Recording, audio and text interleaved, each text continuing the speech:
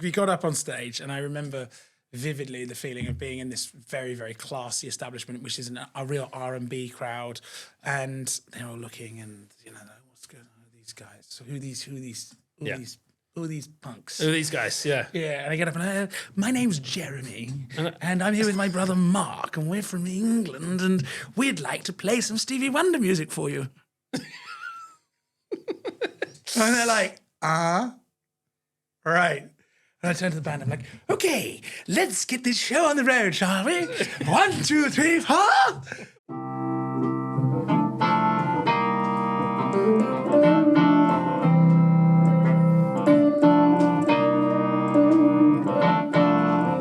Losing Eldorado, episode 2. We just left Boston, and we're driving down to New York City. New York City, the famous Big Apple, the city of skyscrapers. New York's deep in our mind. We're driving through Rhode Island. We just left Plymouth Rock. We get to Rhode Island. We pull over to a gas station. We need fuel. We get to the attendant. We just filled up. The guy looks us in the eye, looks at our plates. They say Springfield, Massachusetts, Spirit of America. And he says to us, "You're not from around here, are you?" And we're like, "Nah, You're real far from home. real far from home. We're British people in America." So we carried on driving, and we got to New York City. But we missed the exit on New Jersey Turnpike. Yeah, and ended up crossing the George Washington Bridge. So we went all the way to New York City, and then suddenly we diverted off away from Manhattan. And New York City, just like I pictured it, skyscrapers and everything was in our rearview mirror.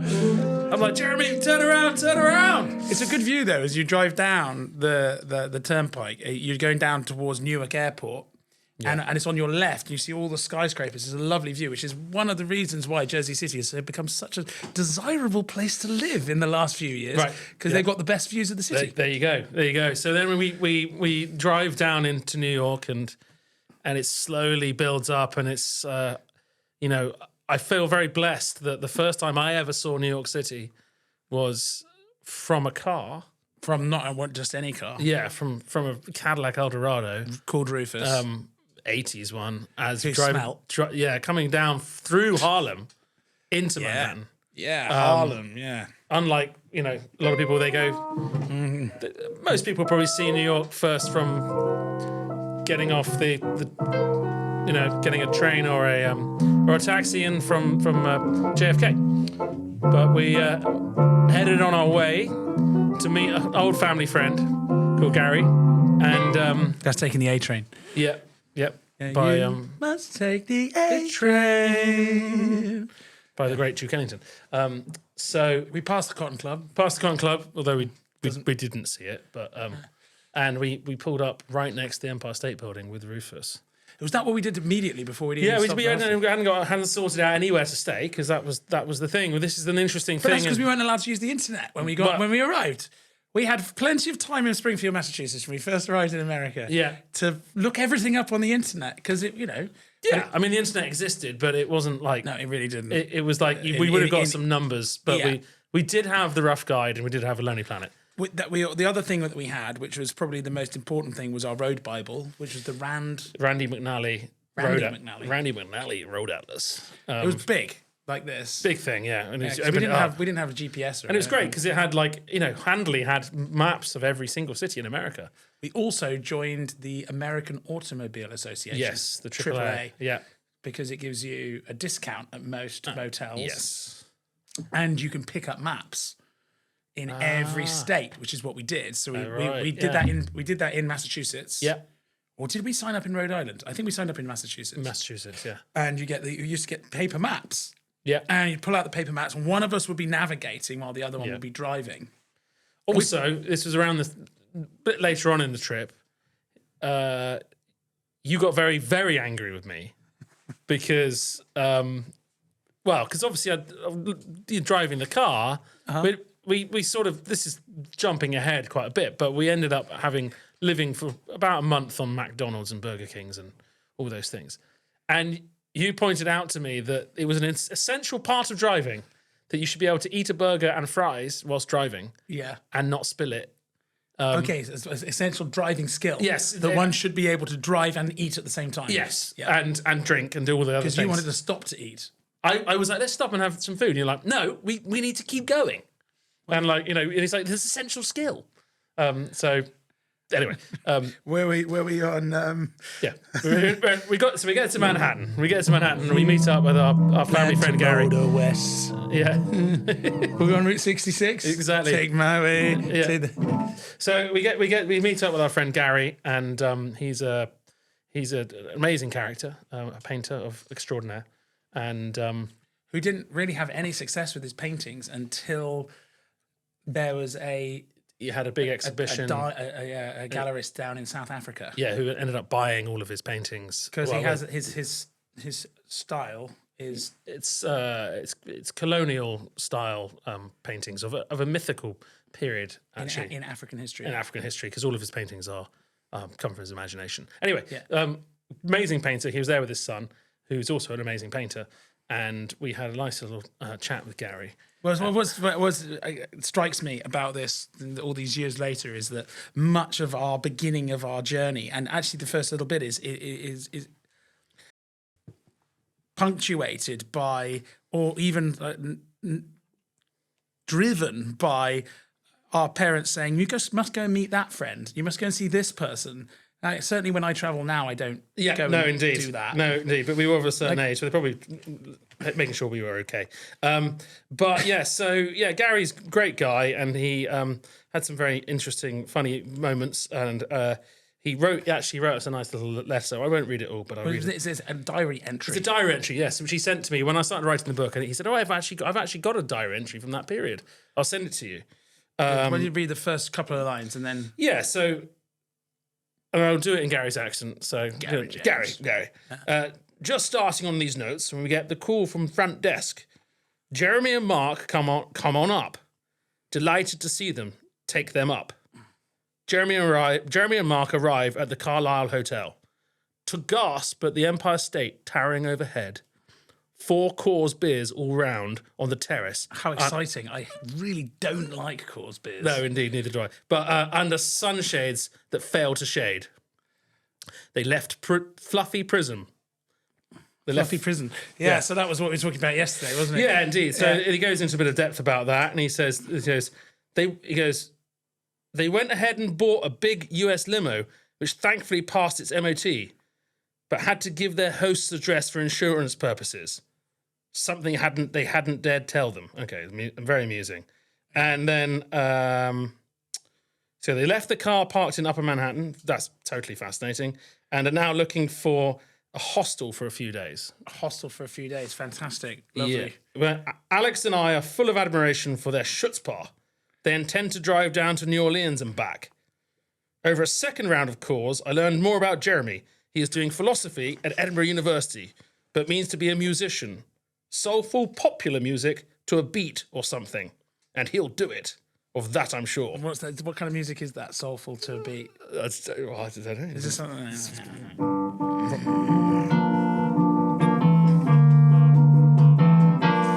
Ooh, it's soulful, puppet music to a beat. To move your feet. I got this soulful, puppet music to a beat. To move your feet. I'm doing soulful, puppet music to a beat. I got some soulful, puppet music. To a beat. Yeah, and so he then he then finishes it off with another classic, talking about he goes, soulful pop music to a beat, kidded him that he could always take up being an Elvis Presley impersonator if it doesn't work out. He looks so much like the king. that was a long time ago, and Elvis was dead by the time he was my age. So but funnily enough about that, it was moderately prescient of him to say that, because when we came back from the road trip, I had a band van to carry my band in Edinburgh around. I had which originally was an ambulance, which one summer we stole from Jeremy, and we painted it. My dad and I painted it black. It was a decommissioned Ford ambulance with a Cosworth V8 racing engine in it. 4 wheels at the back, jacked up. And for the first year that I had it, it was white. Yeah. And so when I drove down the middle lane of the motorway, people would clear either side, but it didn't have the sirens anymore. And then they'd realise that I wasn't an ambulance, and they get really, really upset. So we decided to change the livery, and you and Dad... We painted it black, and then we put a big red stripe down the side. When we painted it black, we thought, well, if we respray it, it's going to cost loads of money. And it was rusting a bit. So we got some Hammerite paint and hand painted it, which looked really not that great. But what made the livery work was that we took it to a proper sign writer, and they put the red stripe down the side with a sticker, and then it looked perfect. You never saw the brush strokes. And then on top of that, we changed the wheel. We painted the wheels red. Yeah, so it looked like the 18 van, but it was the 18 van, yeah. But the 18 van was actually a GMC, wasn't it? Yeah, and actually, if you look at the 18, on hindsight, and this is well before the internet, it was like it was in its infancy. Actually, the 18 van is actually grey above the stripe. Is it? It's black and then grey above the top. And I never realised that. But in those days, if you wanted to get a picture of the 18 van on the internet, it'd load like... Yeah, and so, obviously we had some old toy or something. Yeah, got to get to the nipples. Yeah. Yeah. It's already been 5 minutes. Yeah. Headlights. Yeah. Okay. So... Anyway, where were we? So I was telling you the thing about this van. I got parking tickets everywhere around Edinburgh, and I was like, what am I going to do? Some friends of mine opened a new nightclub, and they called it Gracelands, and they knew that we'd just come back from this trip from America. And they phoned me up, and they're like, Jez, we got this new club night. We're going to call it Gracelands. How much would it cost us to get you in to be an Elvis impersonator? Yeah. For the night, and I was like, I don't know. I don't know. What do you want me to do? Well, we just want you to dress up as Elvis. We'll get you a costume, and then you have some dancers. We're going to call them the Elvisettes. But you have to speak with a Memphis accent as potential Elvis Presley for the whole night. I'm like, yeah, guys, I don't really want to do that, to be honest. Yeah. And then I turned around and I saw that there was a parking ticket on the windshield of the van or the ambulance. And I picked it off, and I looked in my glove box, and so inside there were like collection. 5 of these tickets, and I pulled them out, and they were really expensive, like 75 quid each. Wow. I looked at them, and I was like, what am I going to do? I said, how many gigs do you want me to do? They said, well, maybe 3. And I looked at it, and I was like, 600 quid for the 3 gigs? And they're like, yeah, sure. So I paid off all the parking tickets with these gigs. On the eve of the very last gig, the venue burnt down in a fire. Wow. Yeah, so it was obviously like one of those. Did you actually play before you were about to play, or after you played? After I played. No, before I did the last. But wasn't the famous story that your pants split? Yes, they did. When you were doing the Elvis impersonation, and they got me. I feel that Gary was saying that I was a young Elvis, like looked like young Elvis. I hope. Yeah. But when they brought me the costume, they'd brought me the Elvis, post fat Elvis, 1973. Elvis, Vegas white jumpsuit. Not when he looked really good in 69 when he first did the Vegas residencies. When he's like, and I was like, what? Clearly, I wasn't the slim Elvis. Yeah, I was the. Well, you were the slightly podgy Elvis. I was, holding a track. Yeah, well, so maybe Gary was right. Maybe indeed, but and then Gary and Alex went off to see Woody Allen, didn't they? Yeah, Woody Allen used to have a residency playing old Dixieland jazz.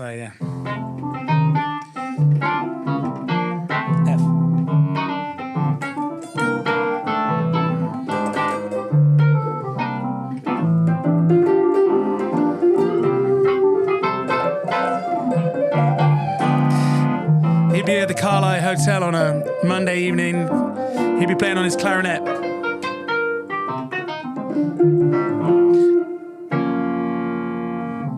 And by all accounts, was very, very good. But all the real music people were always down on him. But he I mean, I think part of us at that point were like, oh, maybe we should go. Until we saw how much it cost to go. Yeah, it was like $50 for a ticket or something. So yeah, we were like, right, we're going to find a motel. And well, we're part of the cast. So we went to a hostel. It was Mark's first time in New York. Yes. I'd been for the first time in 1983 at the age of 3. Yeah, and all throughout my childhood, I heard the stories about my parents and my brother being in New York and America in the 80s. And you were horrendously jealous. Well, yeah, because I'd never experienced any of this thing. And I'd never, America was this promised land of plenty and great stories. And New York was, it's in every movie, isn't it? So... Yeah, when we rolled in, it was 2000. Would have been about July the 10th, 2002, and I'd been in New York a few years earlier in year 2000 with some friends of mine from university. We decided that we'd go on a trip just to New York in a break, and we climbed up the Twin Towers. And I'd climbed the Twin Towers when I was 3 years old, and we rolled into New York in 2002, and it was the first time I had seen the New York skyline without the Twin Towers. Yeah. And it was so soon after that it was already a distinct change in how the nightclubs and the scene in New York was and how it had been the few years I'd been before when we went in 2000. So I was like, let's go and do the stuff I'd done a few years ago. I'd take Mark with me. But we thought, we're going to stay in some hostels and that'll be fine. And we'll go around to the different venues and find all this stuff. Should we talk about the hostel or should we talk about going to the music stores? Well, I mean, start with the hostel. I mean, right. Yeah. So I'd stayed in a few nice hostels there, uptown, where they were kind of like a little bit like Friends or The Cosby Show in a brownstone. It's like, all good. But we wanted to be downtown to go out. So we thought we'd do something simple and we found a place called the Chelsea International, which I think actually still exists. It's right across from the Chelsea Hotel, and it was in a good location. I mean, it was like I don't know, 40th Street something, and it was on 14th Street. Was it 14th Street? Was it much closer than that? No, it's it's wherever the Chelsea Hotel is near there. It's right next to 23rd Street. Yeah. Okay. Yes. Right. Yeah. So we got there, and we got there because obviously we've been for a drink with Gary and Alex, and we. Lots of drinks. We were drinking really heavy. We had 2 rounds of Coors Light. Yeah. So anyway, we get to the hostel and it's like 9 o'clock or something at night, and we go in there. And if anyone's ever been to a proper hostel in America, like YMCA or particularly in New York, you'll know what we're talking about. It's not. No, I think there were 8 people to a room, and the room was maybe 14 feet by 14 feet. Yeah, and there was no air conditioning. And it was the middle of the summer, so it's super hot and sweaty. And there was metal bunk beds, and we basically, the only bunks available were 2 separate top bunks. Yeah, which was we put our stuff in there and we just left immediately. We just didn't worry about it. We just went out, didn't we? Yeah. And we went up to Times Square and to 48th Street to a music store. Yeah. And in those days, I whenever there's musical instruments around, I'd always want to get and play them. So we got up and we started jamming in the music store, which it's not. People don't really like it. They don't love it. Do it. No, but we wanted to do it. So I think we were playing something like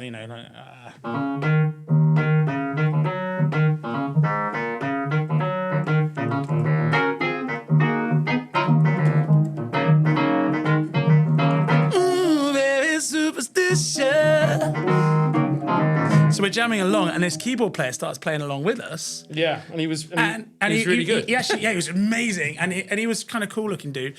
And we said, what's your vibe? He's like, yeah, man. I'm just, I'm here on tour, man. What was his name? Shannon Harris, and he played for the band who do. Her name is Noel. I have a dream about her. She rings my bell. I'm just a teenager dirtbag baby, just a teenage dirtbag baby. So he's on tour with Wheatus at that time when that song was a massive hit. Huge hit. And so we were like, we've heard of Wheatus. So like, oh, that's cool, amazing. That's cool. And he was like, you guys are cool. You're all right. You should go and check out this jam session open mic. I think it was actually the guys at Manny's who said, because, you know, if people can actually play the instruments, Jeremy, you know, played beautifully, and like, they were like, yeah, darling. They were like, and Jeremy was like, where's the good place to like for live music and stuff and open mic nights, and they went, well, there's this place called Nell's, and they have an amazing R&B open mic night. So you seem to like R&B. Yeah, yeah. And Jeremy's like, all right, cool, and they were like, yeah, but you know, it's not an easy crowd. Like, good luck, basically. Well, do you think he was throwing us under the bus deliberately?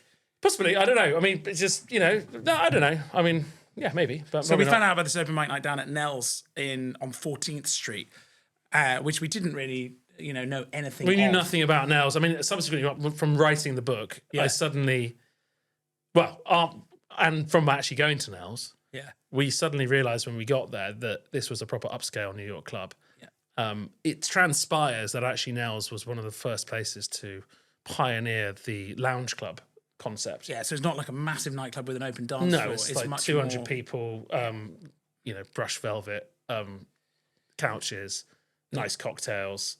Stage for live music. Yeah. And sounds very much like a club in Barbados called Jeremy's. Just very, very similar. I was reading a bit of the book the other day and I was struck by it. I was like, that sounds exactly like what I've gone and recreated down there because but it's a format. It's a thing. And Nell's was one of the premier places in the 80s into the 90s for sort of the glitterati to go and hang out and hear real music. And I mean, it's mentioned in Bret Easton Ellis's American Psycho as one of the guys' favorite places. Yeah, Patrick Bateman goes to Nell's, man.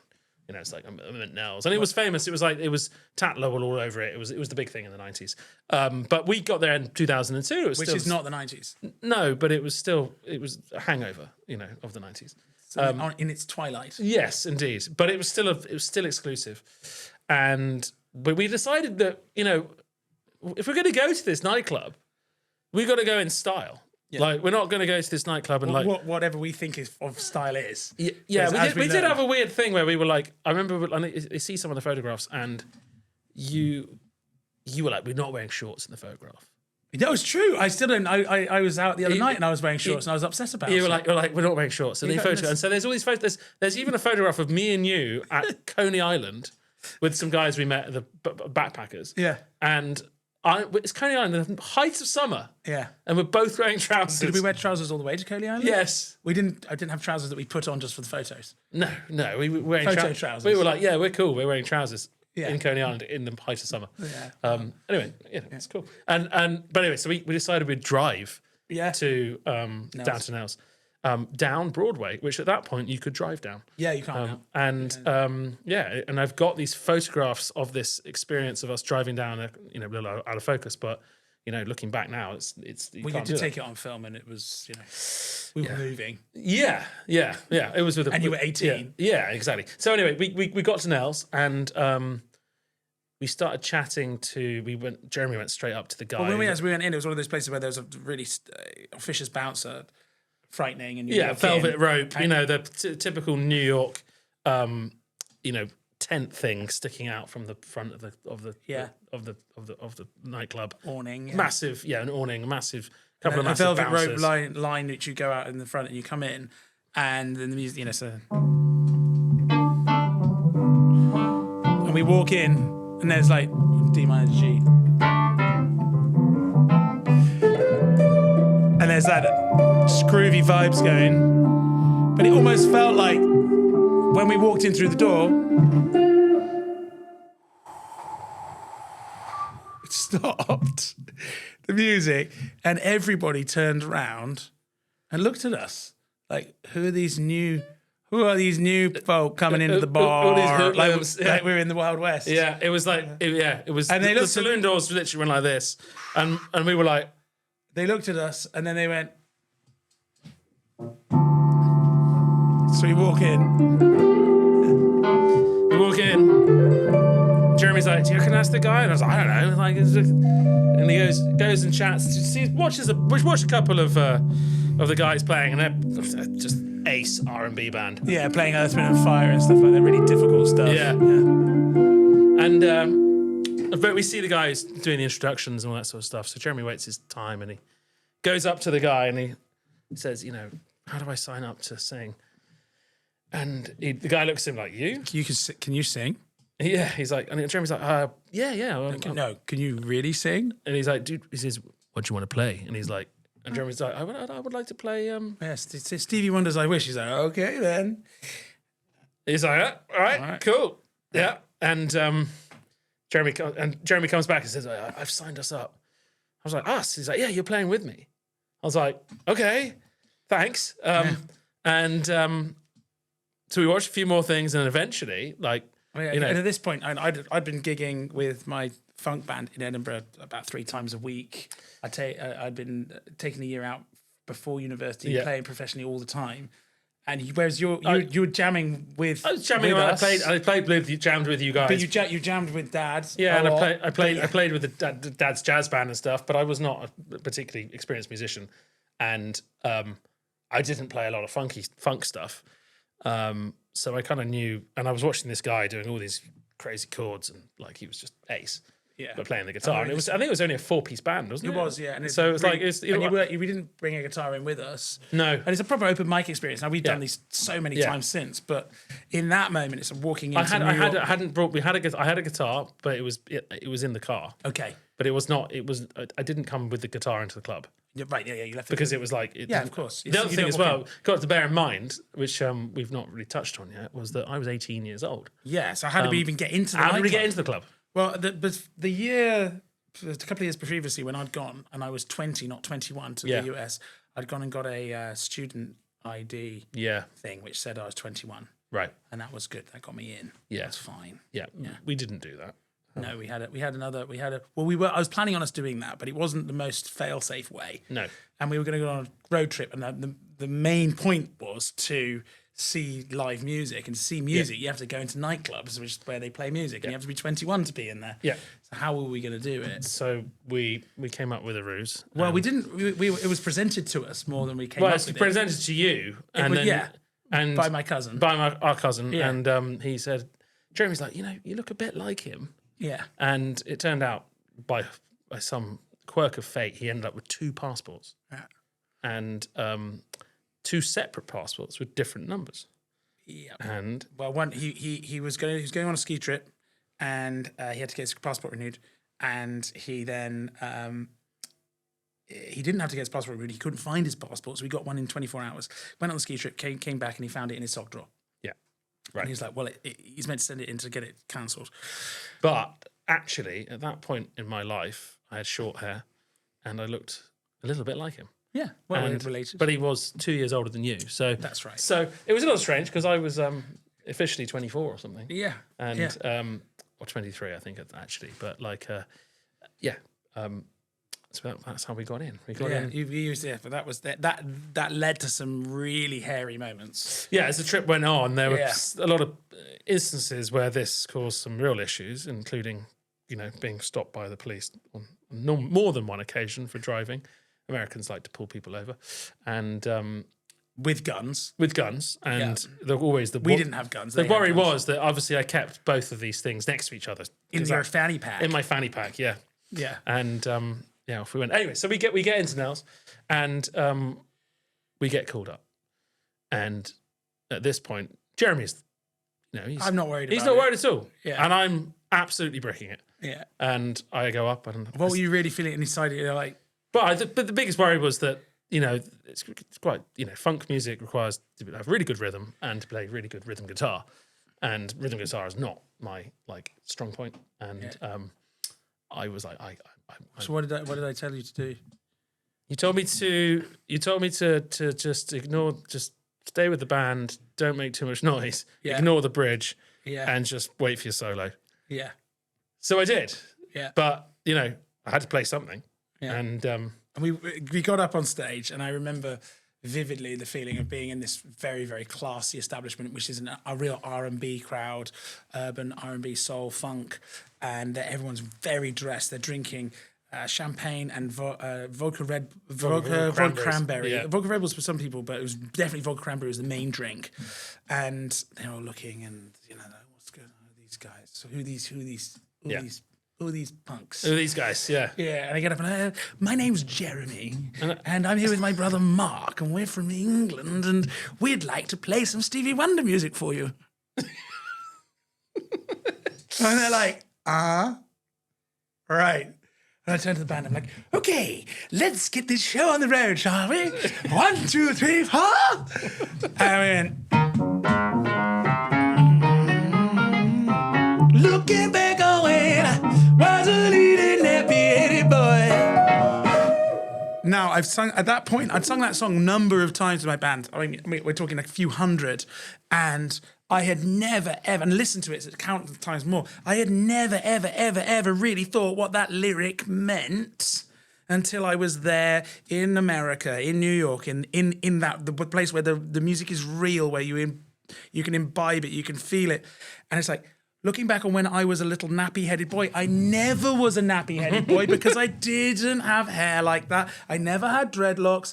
And so I was like, oh, at that point, the audience, you get this feeling that they're even less on our side. Huh? We're going to have to work so hard. And so in that, all right, I'm really going to go for it. And I threw everything I had at it, including like the James Brown splits and the spins and the stops and getting the band to drop down to hit me on the one. 1 time. Yeah. 3 times. Yeah, again. 2, 3. And then we're like doing all this stuff, and it's like, right, it's Mark's turn to solo. And Mark's like, yeah. So we ready? You go for it.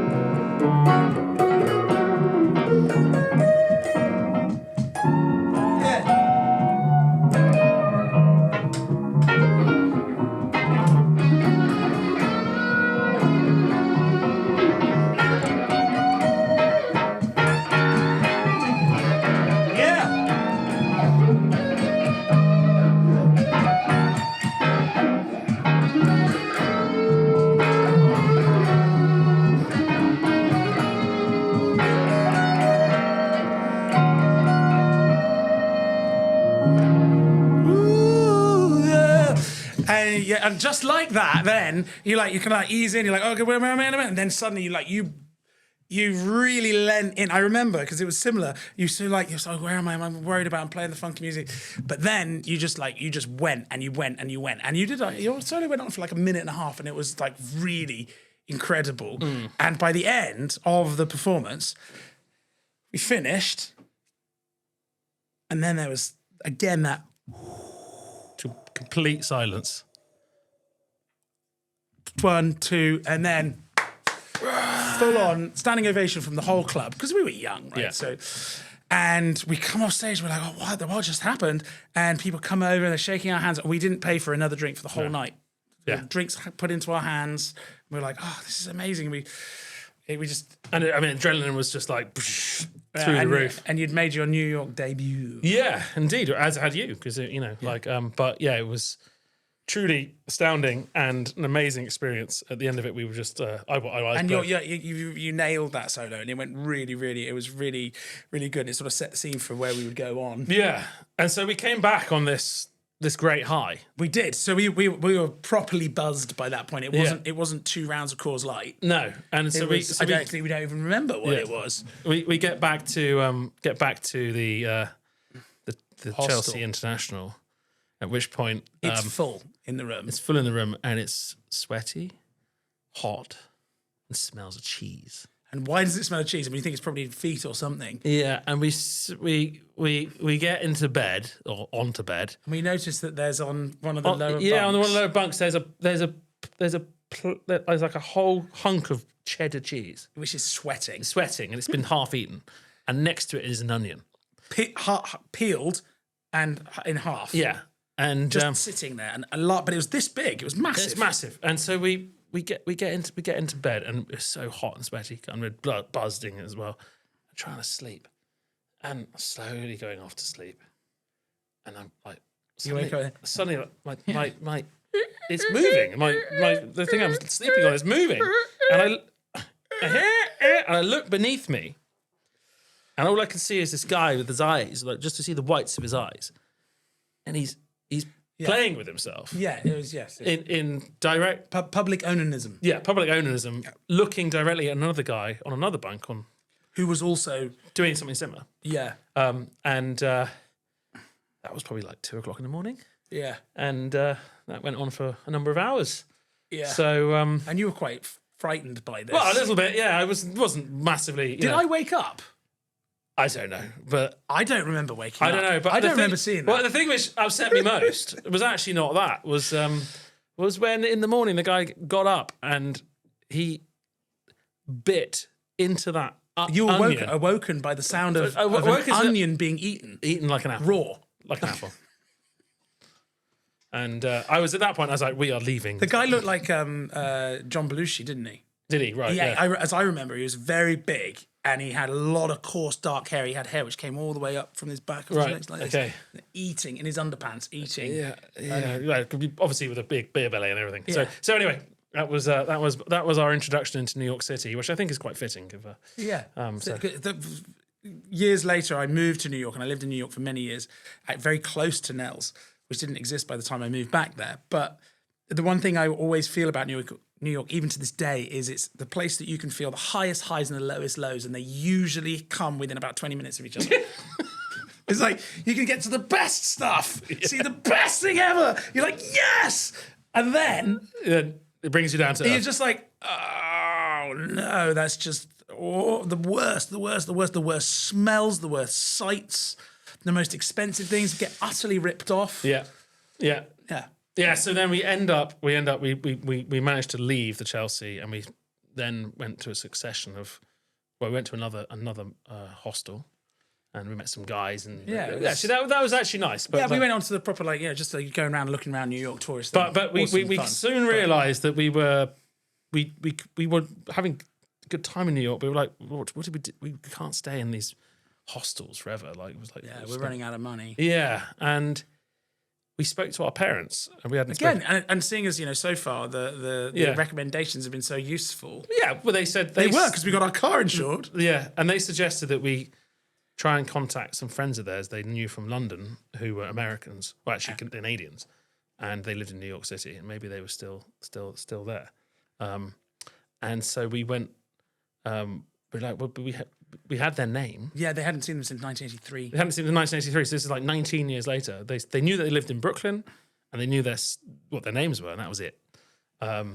So we were like, well, how are we going to find their numbers? Yeah. Well, just look it up in the phone directory. Yeah. Like, so phone directory, like New York phone directory, how do you find that? So we went to Bryant Park, didn't we?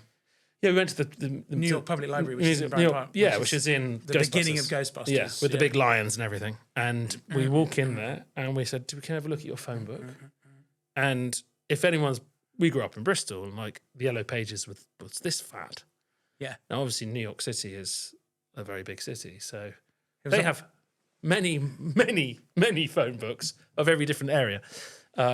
This is not something I think would be easy to do these days. I think it'd be really difficult. I mean, you might be able to look it up online. But if they had a presence on Facebook, but if they didn't, but I remember going up to the second floor, and the phone directory was this bit. It was like 3 foot by 7 inches deep and then across by another 1.5 feet at least. Yeah, and it came like a massive Bible leather-bound thing. Leather-bound thing. Yeah. Put it down. That sounded. And then we looked for the name. I mean, open pages. And there was like in Brooklyn there were 5 similar names. Yeah. So, 5 people with the same name. Same name. Same. Well, because you didn't have the first name, you just had the initial. Yeah. And we were like, well. We phoned up, left a message. Yeah, we had to take the numbers. I think did we do the phone call from the... No, of course we didn't. We had to write the numbers down. Yeah, to write the numbers down and then go to a public phone or use our mobile phone. Yeah. But, and the first person we spoke to, wasn't it? Yeah. Remembered our parents. Yeah. Oh, I remember them. Oh, yeah, we lived above them in Islington. Yeah, in 1970. 1983 or no, 1970. Yeah, 1970 odd. Yeah. Yeah, 70, 74 that they lived there, I think. Yeah. And obviously, they knew enough information. We assumed that they weren't bogus. Yeah. And we decided to. They said, "Well, come. You're staying." They in a said, hostel? "Where are you staying?" We said, "Well, we're staying in a hostel." Oh no! Come and stay with us. Come and stay with us. We live in Brooklyn, so off we went, and we got in the car and we drove to Brooklyn. Yeah. And it ended up that they actually lived in a massive brownstone In Park Slope. Yeah. Yeah. So yeah, It was a brownstone like the Cosby Show, wasn't it? yeah. So we ended up in the brownstone, and then we spent the next week at their place, and it was incredible. Yeah, exploring the music of New York, and seeing amazing people like the Isley Brothers. So we were always on the lookout for great music, and we ended up finding that the Isley Brothers were playing at Wingate Park in Brooklyn, which is deep in the heart of Brooklyn, and we boarded a subway and we went looking for this gig, and we saw the sights and sounds of New York City in summertime, and some interesting people along the way. Yeah. And it was in a high school recreational ground, wasn't it? Yeah. And we came and we saw the Isley Brothers playing live. Yeah, we thought that the Isley Brothers, a massive act like the Isleys, who have been seminal throughout the history of R&B from the 50s onwards, late 50s. Yeah. And if you go through all the stuff that they've done, including Twist and Shout. Yeah. And I just play a little bit of It's Your Thing there. Yeah. And then they obviously did Summer Breeze. Like,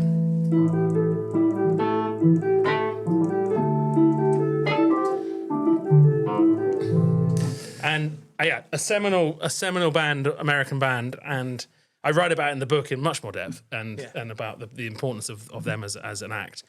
And they did this amazing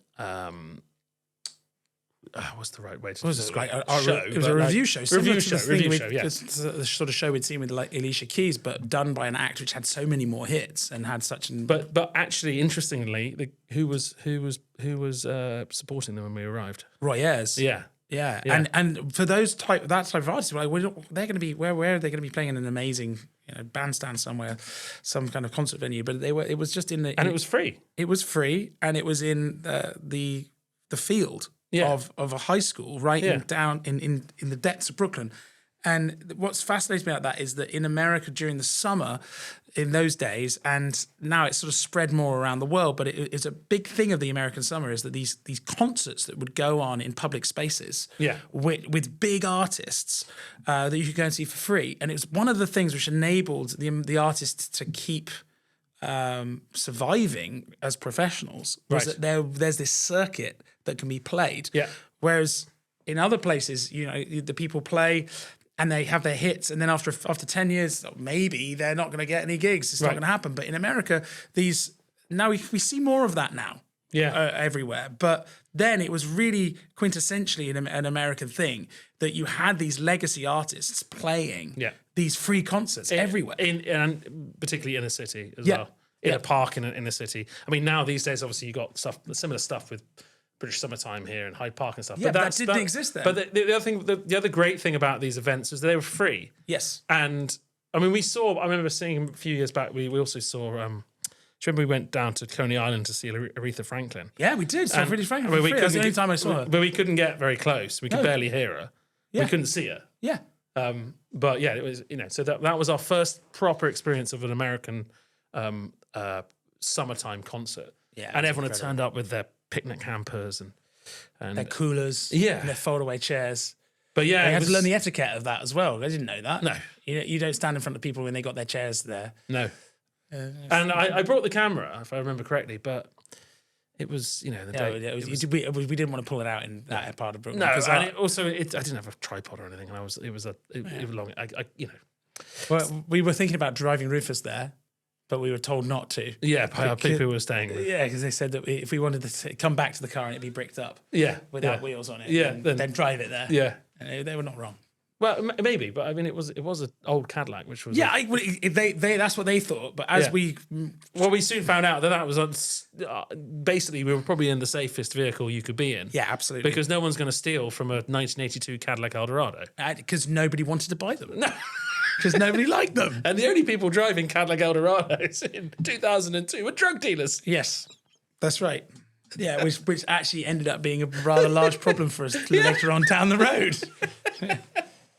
Anyway, so so we saw Summer Breeze, and that was New York. But we realised soon that, you know what, this was all very nice being in New York, but it wasn't what we were looking for. Well, it was. It had so much of what we were looking for, but it wasn't dangerous enough. Or even though Wingate Park was supposedly, it'd be bad for our car to be there, we wanted to see the path less trodden. Yeah. So we were like, right, we're going to leave tomorrow. We're going to Philadelphia. Philadelphia, yeah.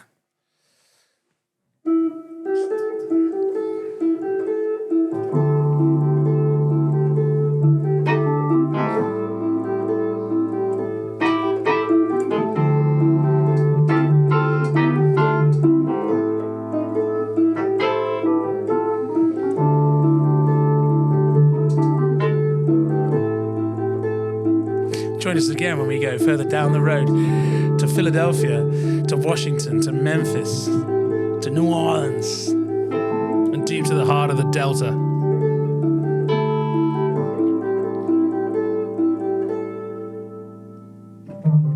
If you enjoyed this episode, please head to losingeldorado.com. where you can find out more about our adventures. More episodes to come, so you've got to like and subscribe. Or you can go onto Amazon and you can order a book. A book? A book. Did you write it? I did write the book, yeah. It's really good, actually. Yeah, and it helps me a lot if people buy it. Please do. Support a starving artist.